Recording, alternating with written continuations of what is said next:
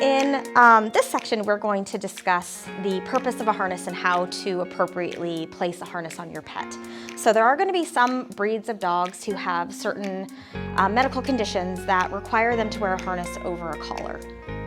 One of those conditions can be like a collapsing trachea in some of your smaller dogs, or if they just recently had some sort of neck surgery or head trauma, we definitely don't want to have a collar around their neck.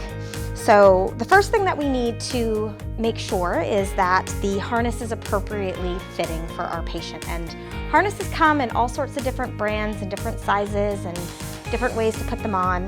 This is kind of a mixture between a traditional harness and some of the newer ones that just clip around the back.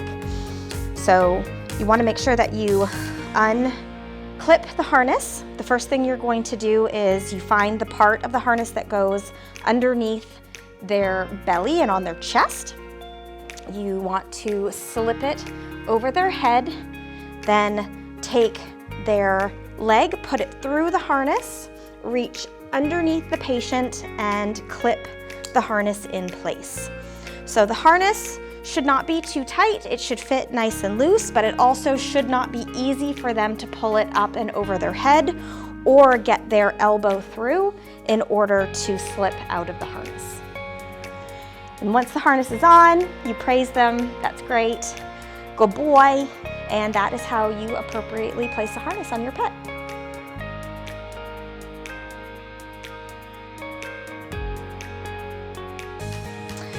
In this video, we are going to go over how to create a harness out of 2 slip leads. This can be very important when your pet is being discharged from the hospital and they are unable to have a collar around their neck and you don't have a harness at home. So the first thing you want to do is you want to create a loop with the slip lead by placing the handheld part through the metal loop at the bottom. You're going to pull that until you have a big loop, and you're going to place that over the dog's head, and then you're going to take one of their arms and pull that through and then snug, all right, down. You want to do the same with the second one, but this time what we're going to do is we're going to go over the head but over the other leg.